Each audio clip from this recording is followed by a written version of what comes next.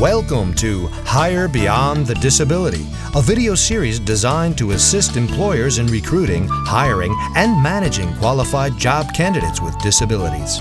We encourage you to share our videos with others who may find this content helpful. Our program presenter is Victoria Mavis. She is a business owner, senior human resource professional, and an individual who has had a lifetime physical disability.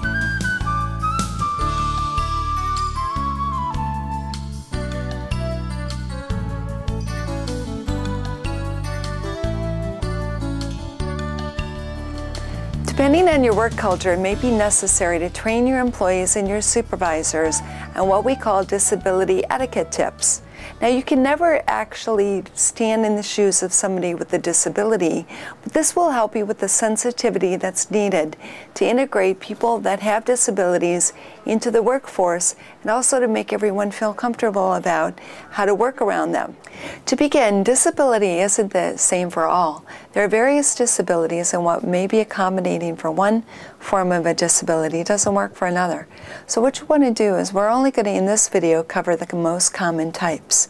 In other videos, we're going to cover some very specific types of personal accommodations. But here's one thing I want you to remember. If you're ever unsure of how to act towards somebody with a disability, simply ask them, and they'll tell you what they prefer. With that in mind, before you offer to help somebody with a disability, you really want to see if they need your help. If they need it, whether they're disabled or not, you really should go ahead and offer help. Individuals with disabilities want to be treated as everybody else. Be sensitive about physical contact. Some people with disabilities rely on their hands or their equipment for balance, and grabbing them suddenly could force them to rock off balance. Avoid touching a person in a wheelchair or with other walking devices. That is really part of their personal space, and they consider it such. Now, before you speak, think of what you say before you speak. Always speak to an individual with a disability, no matter what it is. Speak to them. Don't speak to their guide or their interpreter, but rather to them. Talk to a person with a disability as you would with anybody else, about the same kind of things. They have the same wants, needs, and desires as everybody else does. Respect their privacy. Although you may be curious about their disability, maybe that's not something they're ready to talk to you about. Because when they are ready to talk to you about it, they will. When it comes to what decisions you make, you should never make assumptions with somebody on what their limits are with their disability. Doing so could be an open violation of the Americans with Disabilities Act. People with disabilities are the best judge of what they're able to do. So if you're ever in a situation, rather than assume what they want to do or what they should do, be sure and ask them what to do. As far as if you have a facility and somebody with a disability makes a request for an accommodation, don't look at it as a complaint. Rather, look at it as a way that they're trying to use your services. If they get a positive response, they're going to come back and frequent your business again. They'll also tell their friends and family, because now they feel appreciated and respected through your services.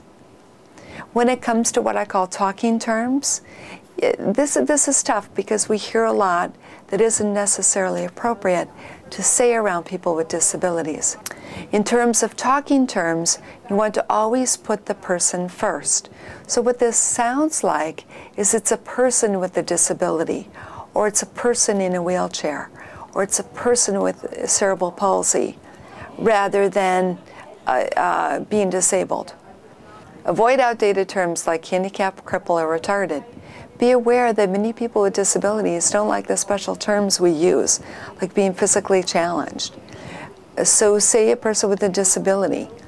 You got to think about, it's the wheelchair that enables a person to get around, participate in life.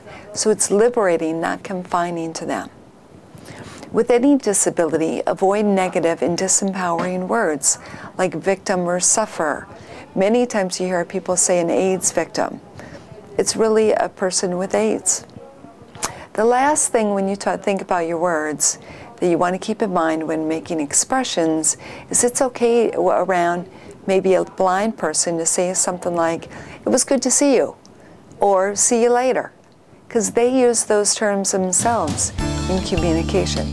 That is the end of our general etiquette guidelines. Please watch the next video in this series for specific etiquette on people who use wheelchairs or other mobility devices, people who are blind, people with low vision, people who are deaf or have a hearing loss, people with speech disabilities, people with developmental disabilities, people with learning disabilities. We appreciate your time in watching our Hire Beyond the Disability video series, and we trust the information has helped prepare you to recruit, hire, and manage individuals with disabilities.